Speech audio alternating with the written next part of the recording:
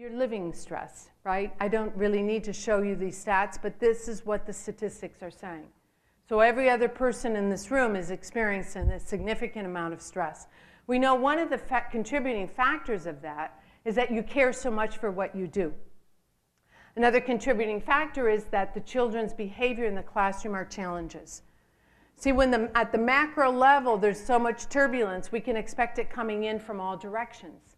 Things are a little bit different than they were 5 or 10 years ago. Institutions are never caught up. And I could overlay on these statistics physicians and nurses, caregivers. They look pretty similar. And then what happens with burnout is that it's stress upon stress upon stress, and two things for you to know is that there's a tipping point, and it goes whoop. You don't know when it's coming, and you don't know what's going to cause it. I kind of got an inkling, certainly not a huge tipping point for me, but I got an inkling last night. Wow, something's happening, there's turbulence. Wow, and I got the message, and then it's like, boom, did not see it coming. We don't know when it's coming, so we need to be prepared. We want to prevent. I work with people who reached burnout in their discipline, in their professional life. They're 2, 3, 4 years out trying to reconstruct and put themselves back together. Two things. You know a lot about stress. Two facts that maybe you don't know is that you have an amygdala. It's part of your brain, and it actually is the filter that decides whether or not something that you're experiencing is of danger. And it grows with stress. So there's an interesting research study that showed this black and white movie and to two different groups. People who meditated, mindfulness, things that we're going to do together, the breathing. And those watching this video of two people kind of shadowy, they're like, who knows what that is? You know, there's no reaction. People who didn't meditate, they went into, the cortisol went up, the heart rate went up. Who's coming at me? So your view, your decision points actually change depending on what your level of stress is. Chronic stress, you are going to make different decisions at any given moment if you're living in chronic stress than if you're not. So I always think we're free of choice, right? But are we really? Because what happens with stress is that our world narrows like this.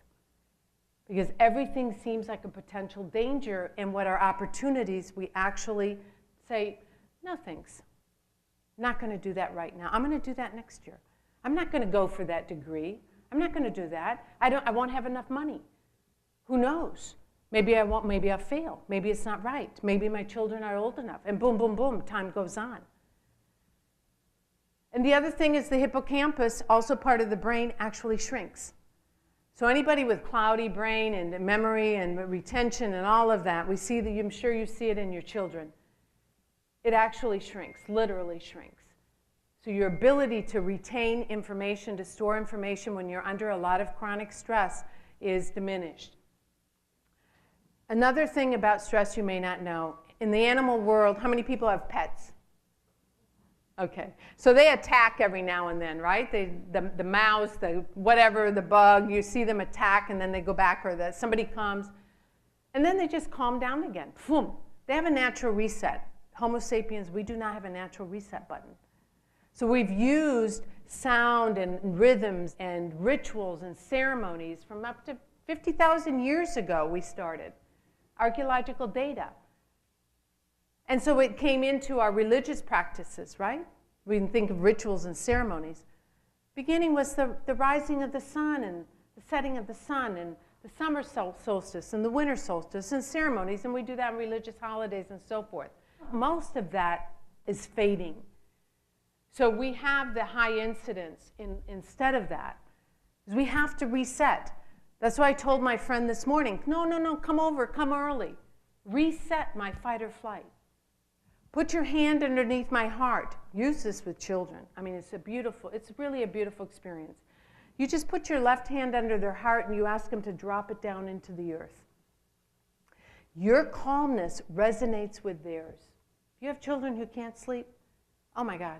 Your calmness, you match, right? You match your calm with theirs. your heartbeat with theirs. The Mother Earth has a heartbeat. It has a rhythm. And you just ask them to connect with it.